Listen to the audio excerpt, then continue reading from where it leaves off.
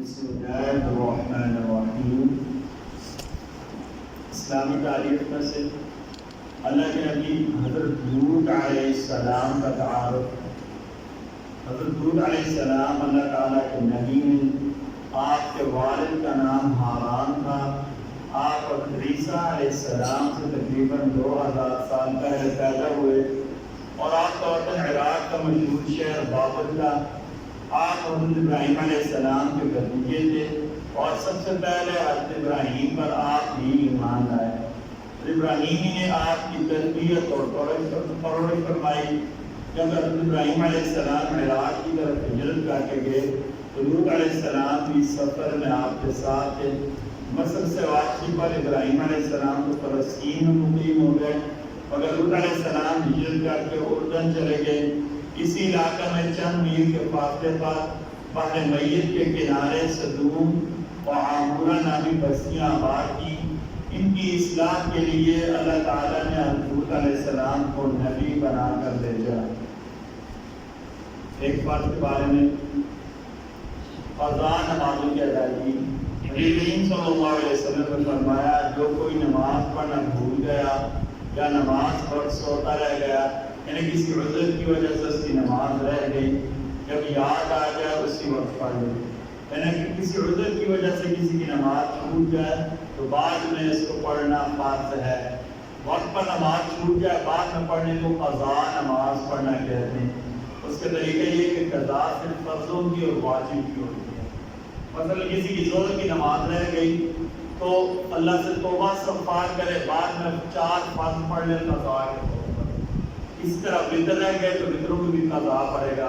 ایک اور مسئلہ یاد رکھیں، اگر کسی کی سفر میں نماز رہ گئی، بعد میں جب اپنے گھر آ گیا تو وہ فرض نماز جو 2 رکعتیں قصر تھی 2 رکعت نہیں پڑھے گا، یعنی پوری نماز نہیں پڑھے گا۔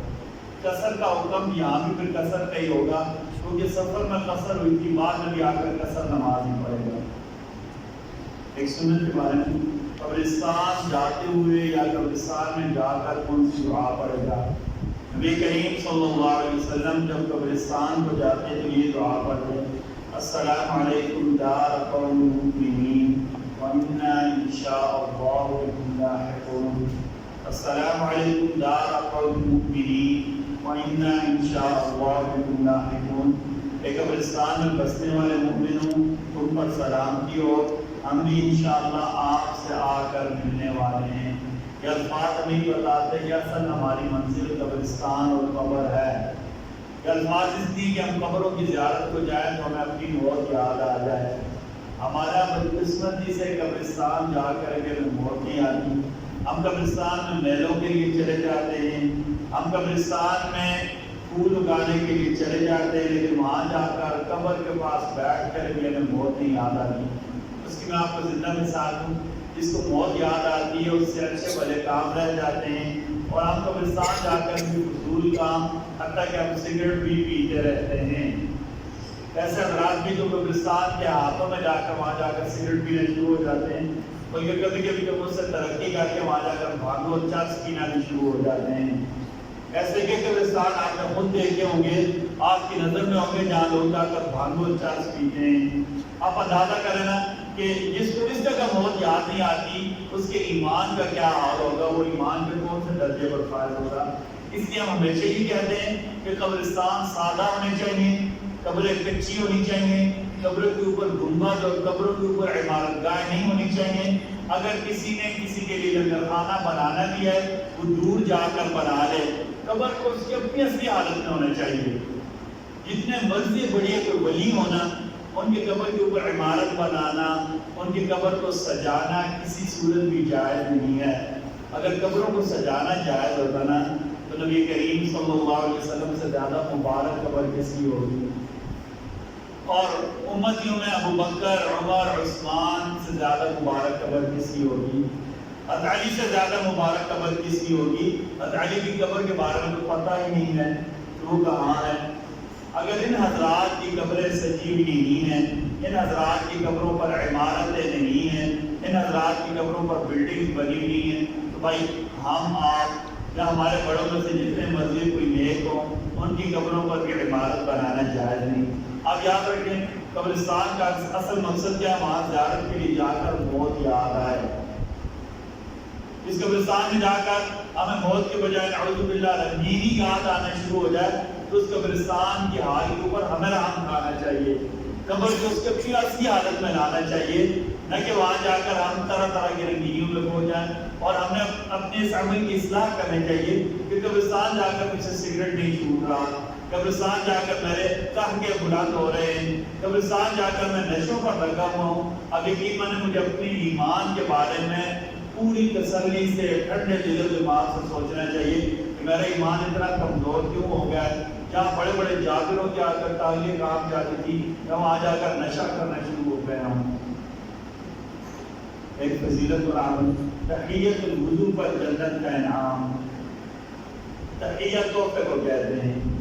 وضو کرنے کے بعد یا مسجد داخل ہونے کے بعد شکرانے کے طور پر جو 2 رکعتیں پڑھی جاتی ہیں کہ اللہ نے ہمیں پاک ہونے کی توفیق دی، اللہ نے ہمیں مسجد آنے کی توفیق دی، یہ مستحب ہے. یعنی پڑھ لے تو ثواب ہے، نہ پڑھے تو گناہ نہیں ہے. اور پڑھ لے تو کتنا ثواب ہے؟ نبی کریم صلی اللہ علیہ وسلم نے فرمایا جو شخص اچھی طرح وضو کرے پھر 2 رکعتیں پوری توجہ کے ساتھ ادا کرے، اس کے لیے جنت لازم کر دی جاتی ہے. وضو کے بعد 2 رکعت نماز پڑھنے کو تحیت الوضو کہتے ہیں. ایک گناہ کے بارے میں نماز میں سستی کرنا یا دکھلاوا کرنا. سورہ ماعون ارائیت الذی یکذب بالدین سورہ 30 بارے میں آیت نمبر 4، 5، 6 اللہ تعالیٰ فرماتے ہیں ایسے نمازی کے لیے بڑی خرابی ہے جو نمازوں کی طرف سے غفلت اور سستی کرتے ہیں اور صرف نمازوں میں دکھلاوا کرتے ہیں. طب نبوی سے علاج خربوزہ کے فائدے. نبی کریم صلی اللہ علیہ وسلم نے فرمایا کھانے سے پہلے خربوزہ کا استعمال پیٹ کو صاف کر دیتا ہے اور بیماریوں کو جڑ سے ختم کر دیتا ہے.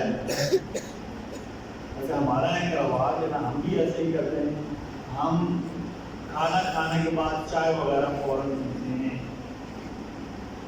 کھانا کھانے کے بعد چائے وغیرہ فوراً پیتے ہیں.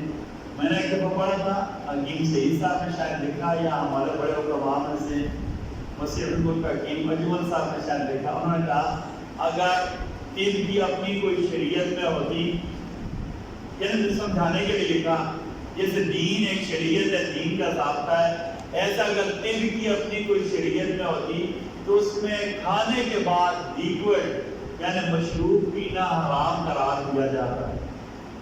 انہوں نے اس کی بہت ساری وجوہات دی کہ کھانے کے بعد لیکوڈ چیز فوراً پینے کے بہت زیادہ نقصانات ہوتے ہیں اور ہم ٹرینڈ کے طور پر اور ہم فیشن کے طور پر رواج کے طور پر کھانا کھانے کے فوراً بعد چائے پیتے ہیں. کھانا کھانے کے فوراً بعد ہمیں کیا کہتے ہیں سافٹ ڈرنکس یا کول ڈرنک پینے یاد آ جاتی ہے، یہ نقصان دہ ہوتی ہے. اور اس طرح ہمارا ایک اور رواج ہے کھانا کھانے کے بعد فروٹ کھاتے ہیں. ہم جہاں کے گرے عموماً عربوں کا میں دیکھا ہے کہ وہ کھانا کھانے سے پہلے جو ہے نا فروٹ کھا لیتے ہیں. نبی کریم صلی اللہ علیہ وسلم نے اس لیے فرمایا کہ کھانا کھانے سے پہلے خربوزہ کھانے سے پیٹ صاف ہوتا ہے اور بیماریاں جڑ سے ختم ہوتی ہیں. اچھا یہ تو باتیں لازمی نہیں ہے، ٹھیک ہے، لازمی کچھ بات ہے نہیں کہ آپ کا مولوی صاحب میں چلے میں ایسے ہی کریں اور لوگوں سے جا کر لڑنا شروع ہو جائے. میں مولوی صاحب کو بتا غلط کام کیوں کر رہے ہیں، یہ رواج کے مطابق ہے، بہتر یہ کہ اختیار کرنے میں فائدہ ہونا چاہیے.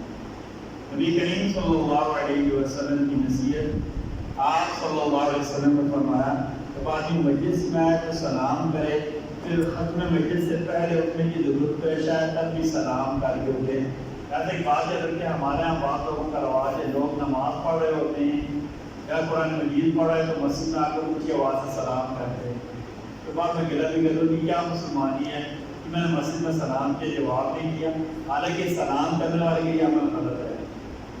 گھر جائیں سلام کریں، آفس میں جائیں سلام کریں، لیکن جہاں لوگ قرآن مجید کی تلاوت کر رہے ہوں، جہاں سلام کا موقع نہ ہو، لوگ نماز میں مشغول ہوں، وہاں آ کر سلام نہ کریں، چپ چاپ آ کر بیٹھے. ہاں اگر لوگ فارغ بیٹھے تو آ کر آپ سلام کر لیں.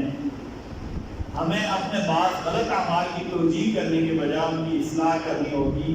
سلام کی عادت ڈالیں، اپنے آپ کو ڈالیں، اپنے بچوں کو سلام کی عادت ڈالیں، لیکن پھر سلام کے آداب بھی سیکھ لیں. اللہ تعالیٰ ہم سب کو کہنے سننے سے زیادہ عمل کی توفیق عطا فرمائے. بسم اللہ الرحمن الرحیم. بسم الله والصلاة والسلام على رسول الله. ربنا تقبل منا إنك أنت السميع العليم وتب علينا إنك أنت التواب الرحيم برحمتك ومنك وجودك وكرمك يا أكرم الأكرمين. آمين آمين آمين. ویڈیو کے نیچے سبسکرائب کے بٹن پہ کلک کریں، بیل کے آئیکن پہ کلک کیجئے تاکہ ہر نئی ویڈیو کی نوٹیفیکیشن آپ کو مل جائے۔